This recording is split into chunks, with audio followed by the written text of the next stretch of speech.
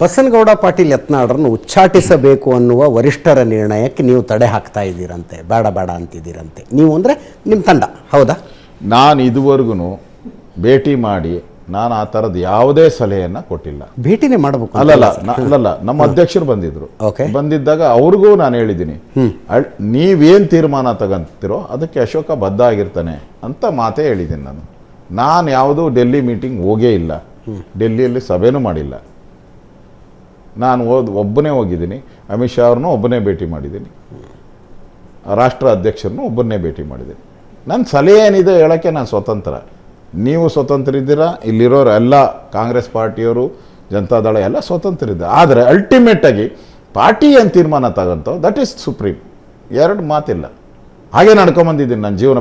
ನಾನು ಯಾವತ್ತೂ ಬೇರೆ ಪಾರ್ಟಿಗೆ ಹೋಗಿ ನೋಡೇ ಇಲ್ಲ, ನಾನು ಕಣ್ಣು ಹಿಂಗೆ ತಿರುಗಿಸಿ ನೋಡಿಲ್ಲ. ನಾನು 45 ವರ್ಷ ಒಂದೇ ಪಾರ್ಟಿಯಲ್ಲಿ ಕೆಲಸ ಮಾಡ್ಕೊಂಬಂದಿದ್ದೀನಿ. ನನ್ನ ಪಕ್ಷದ ಒಂದು ತಾಯಿತನದ ಬಗ್ಗೆ ಕ್ವಶನ್ ಮಾಡೋ ಇದೇ ಬರಲ್ಲ. ಗುಂಪು ಅನ್ನೋ ಪ್ರಶ್ನೆನೇ ಇಲ್ಲ ನನ್ನಲ್ಲಿ. ನಾನು ಅನಂತಕುಮಾರ್ ಜೊತೆ, ಯಡಿಯೂರಪ್ಪ, ಎಂತಂತಾರೆ ಈಶ್ವರಪ್ಪನವ್ರ ಜೊತೆನೂ ಕೆಲಸ ಮಾಡಿದ್ದೀನಿ. BB ಶಿವಪ್ಪ, AK ಸುಬ್ಬಯ್ಯನ ಜೊತೆ ಕೆಲಸ ಮಾಡಿದ್ದೀನಿ. AK ಸುಬ್ಬಯ್ಯನವ್ರ ಜೊತೆ ಕೆಲಸ ಮಾಡಿದ್ದೀನಿ. AK ಸುಬ್ಬಯ್ಯ ಗುಡುಗಿದ್ದಾರೆ ವಿಧಾನಸೌಧ ನಡುಗೋದು ಅಂತ. AK ಸುಬ್ಬಯ್ಯ ಫೈಲ್ ಹಿಡ್ಕೊಂಬಂದ ಅಂದ್ರೆ ಅವತ್ತೊಂದು ಮಂತ್ರಿ ಬಿದ್ದೋಗೋದು. ಇಲ್ಲಿ 3 ಜನ ಮಂತ್ರಿಗಳು ರಾಜೀನಾಮೆ ಕೊಟ್ಟರು ಅವರು ಅಪೋಸಿಷನ್ ಲೀಡ್ ಇದ್ದಾಗ. ಅಲ್ಲಿಂದ ಕೆಲಸ ಮಾಡಿದ್ದೀನಿ. ನಾನು ಪಕ್ಷ ಮುಖ್ಯ, ನನಗೆಲ್ಲ ಕೊಟ್ಟಿರೋದು ಪಕ್ಷ. ಆಯ್ತು, ನಿಮ್ಮಂಥ ನೀವು ಇದಿರಲ್ಲ ಪಕ್ಷನಿಷ್ಠರು, BJP ಅತ್ಯಂತ ಹಿರಿಯ ನಾಯಕರುಗಳಾದಂಥವರು. ನೀವು ಈ ಸಮಸ್ಯೆ ಬಗೆಹರಿಸೋದಕ್ಕೆ ಏನು ಪ್ರಯತ್ನ ಮಾಡಿದ್ರಿ? ಕಾರ್ಯಕರ್ತರಿಗೆ ಅನ್ನಿಸ್ತಾ ಇದೆ ಸರ್ ನೀವೇನೂ ಟ್ರೈನೇ ಮಾಡಲಿಲ್ಲ ಅಂತ.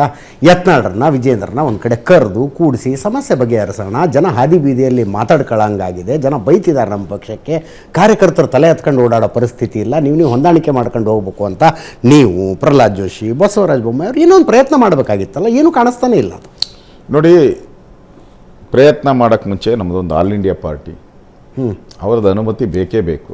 ಅನುಮತಿ ತೊಗೊಂಡಿರೋ ನಾವೇನು ಮಾಡೋಕ್ಕೆ ಸಾಧ್ಯನೇ ಇಲ್ಲ.